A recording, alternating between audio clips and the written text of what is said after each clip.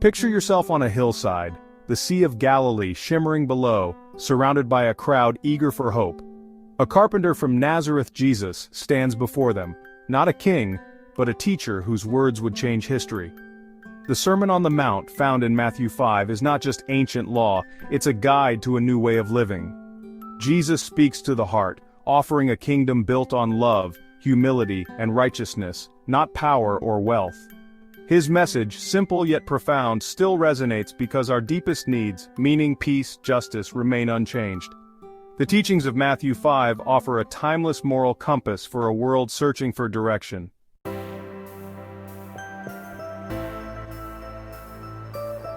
In Matthew 5, Jesus lays the foundation for his ministry with the Beatitudes, blessings that redefine happiness. He invites us to see fulfillment where the world sees weakness, and calls us to a higher standard, not just avoiding wrong, but transforming our hearts. Jesus challenges us to love our enemies, go the extra mile, and break cycles of retaliation. These teachings are not distant ideals, they're a living message meant to be practiced.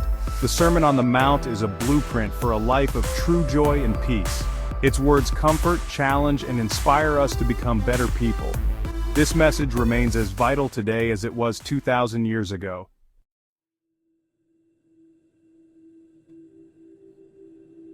The sermon begins with the Beatitudes, blessings for those the world often overlooks. Jesus calls the poor in spirit blessed, for they recognize their need for God. Those who mourn are comforted, showing a heart that cares deeply for a broken world. The meek, strong yet gentle, are promised the earth, not by force, but as a gift. These blessings reveal God's heart, humility, compassion, and quiet strength. In a world obsessed with self-sufficiency, Jesus teaches that true blessing starts with honest need. The Beatitudes paint a portrait of a life rich in spirit, not possessions. This is the character of the citizens of his kingdom.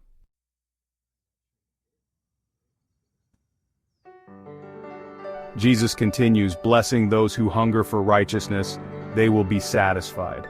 The merciful receive mercy. Forgiveness and kindness open us to God's grace. The pure in heart, sincere and undivided, are promised the ultimate reward. They will see God. Peacemakers who actively heal and reconcile are called children of God.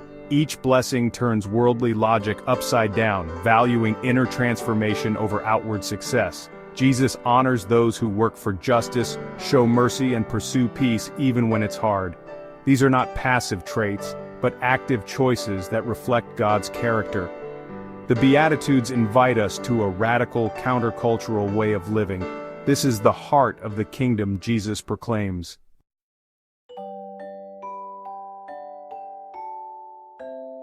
Jesus ends the Beatitudes with a challenge. Those persecuted for righteousness are blessed, for the kingdom of heaven is theirs. He assures his followers that opposition is a sign they're on the right path, sharing in the legacy of the prophets. True happiness isn't found in comfort, but in living a life transformed by God's grace. The Beatitudes aren't a checklist, they're the fruit of a relationship with God. They offer a joy the world can't give or take away, rooted in character, not circumstance. Jesus invites us to see success and happiness through God's eyes. This upside-down kingdom is the foundation for everything he teaches next.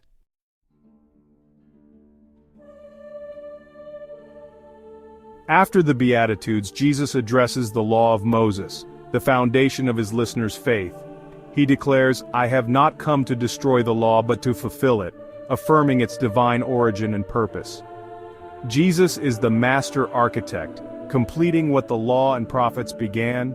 Not even the smallest detail of God's word will pass away until all is fulfilled.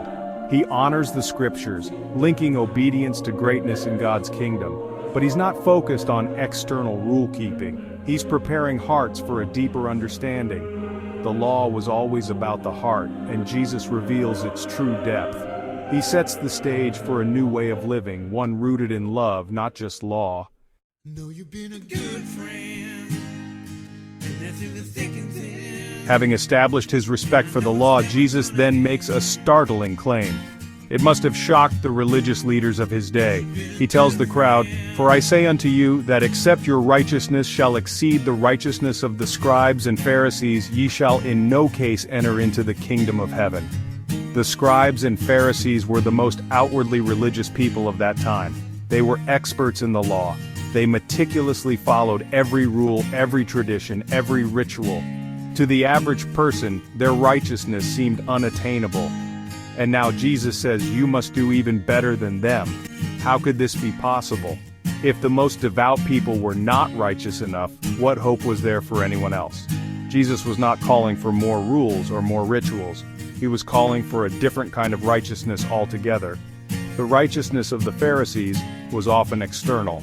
It was focused on public displays of piety and strict adherence to the letter of the law, but it could sometimes be a mask, hiding hearts full of pride, judgment, and greed. Jesus was interested in a righteousness that starts from the inside. It is a righteousness of the heart, motivated by love for God and love for others. This is a central theme of the Sermon on the Mount. God is not looking for perfect performers. He is looking for people with pure hearts. It is not about how you look to others, but who you are when no one is watching. This higher righteousness is not something we can achieve on our own through sheer willpower. The Pharisees tried that, and Jesus said it was not enough. This new standard points to our need for a changed heart, a transformation that only God can bring about. It is a righteousness that flows from a genuine relationship with Him, not from a checklist of religious duties. Jesus will now spend the rest of the chapter giving specific examples of this principle. He will take well-known commandments from the Old Testament and show their deeper, intended meaning. He will move from the action to the attitude, from the hand to the heart. He is peeling back the layers of tradition to reveal the brilliant truth at the core of God's law. He is showing that true obedience is not just about avoiding sin, but about actively pursuing a life that reflects the character of God Himself. This is the path to entering the kingdom of heaven, a path of internal transformation. Jesus begins with the sixth commandment, "Thou shalt not kill." But He pushes further, warning that anger in the heart is just as dangerous. Uncontrolled anger and harsh words, He says, are violations of the spirit of the law. Instead of just suppressing anger, Jesus calls us to seek reconciliation.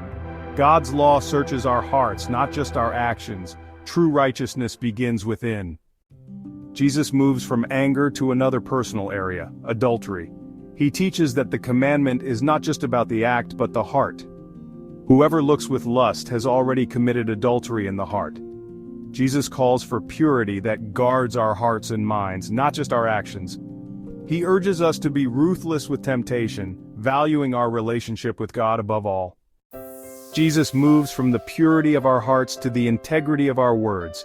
In His time, people made complex oaths, swearing by heaven, earth, or Jerusalem to prove their honesty. But Jesus says, "Swear not at all. Instead, let your yes be yes and your no be no." Our word should be our bond, simple, truthful, and trustworthy, reflecting the honesty God desires. Jesus' teaching on relationships is radical. An eye for an eye, limited revenge, but Jesus calls us higher. If someone strikes you, turn the other cheek. Break the cycle of violence. If forced to go 1 mile, go 2. Respond with unexpected love. Love your enemies, bless those who curse you, and pray for those who hurt you. This is the radical call to love, reflecting the heart of God to all. The world is loud, filled with endless opinions and shifting values. It's easy to feel lost in the noise. In this chaos, the teachings of Matthew chapter 5 are a compass, a true north for our lives. The Beatitudes calibrate our inner guide, helping us align our hearts with God's heart. This inner compass guides us beyond avoiding bad behavior. It points us toward higher righteousness and healing broken connections. Instead of following the noisy winds of culture, we trust the quiet, steady direction of those ancient words. In our connected world, Jesus' teaching on lust and purity of heart is more relevant than ever. He warned that even a look can lead to adultery in the heart. Today we're flooded with images and media that tempt us at every turn. Living with a pure heart means making conscious choices about what we let in. Sometimes it's as simple as unfollowing accounts or turning off a movie. Jesus calls us to guard our hearts, finding contentment in who we are, not what we see. Jesus' call to let our yea be yea and our nay be nay is a radical act of integrity in a world of spin and pretense. The simple, unadorned truth stands out. Living this means being people of our word. When we say we'll do something, we do it. If not, we say so honestly. It's a call to authenticity, being the same in private as in public. In a complicated world, the honest life is a path to profound peace. The most difficult command in Matthew 5 is to love our enemies. In a divided world, we're told loving enemies is impossible, but Jesus calls it the mark of his followers. This takes courage. It's not passive. Jesus asks us to resist evil in a new way. We fight hatred with love, grace, and peace, breaking the cycle of bitterness within us. Praying for those who hurt us transforms our hearts and helps us see their humanity. This radical love reflects God's character and is the most powerful testimony we can offer. In Matthew 5, Jesus turns the world's values upside down, showing true happiness is found in humility, mercy, and longing for God. He fulfills the ancient law, calling us to a higher standard, a law of the heart. Jesus challenges us to radical integrity and to love even our enemies. These teachings form a blueprint for a transformed life, an invitation to peace, integrity, and authentic joy.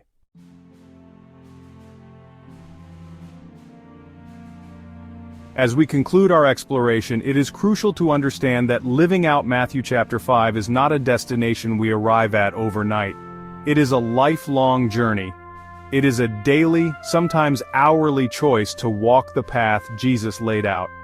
There will be days when we stumble, when anger gets the best of us, when our words are not simple and true, and when loving our enemy feels utterly impossible. In those moments, we must remember the very first beatitude. Blessed are the poor in spirit. Our journey begins and continues with the humble admission that we need help. We need God's grace to live this way. This sermon is not meant to be a source of guilt, but a source of inspiration. It is the mountain we are called to climb. Every step we take toward meekness, toward purity of heart, toward being a peacemaker, is a step closer to the summit. And the view from that mountain is a life of purpose and peace that the world cannot offer. It is a life where our inner world is in harmony with our outer actions. It is a life where our relationships are marked by grace and forgiveness. It is a life that shines as a light in the darkness, pointing others toward a better way. Let these words of Jesus sink deep into your soul. Let them challenge you, comfort you, and change you. Start today. Choose one area where you feel called to grow. Perhaps it is in mending a broken relationship. Perhaps it is in guarding your thoughts more carefully. Perhaps it is in choosing to pray for someone who has hurt you. Take that one small courageous step. That is how the journey begins. It is not about achieving perfection, but about being on the path, moving in the right direction, with our eyes fixed on the one who first spoke these life-giving words. The Sermon on the Mount is more than a sermon. It is an invitation from the Creator of the universe to discover the life you were always meant to live. It is a call to join Him in His work of bringing light, love, and healing to a broken world. It is the most challenging, yet most rewarding adventure imaginable. May we all have the courage to accept the invitation, to begin the climb, and to discover for ourselves the profound and lasting joy of living in the kingdom of God, today and for all eternity. The journey awaits.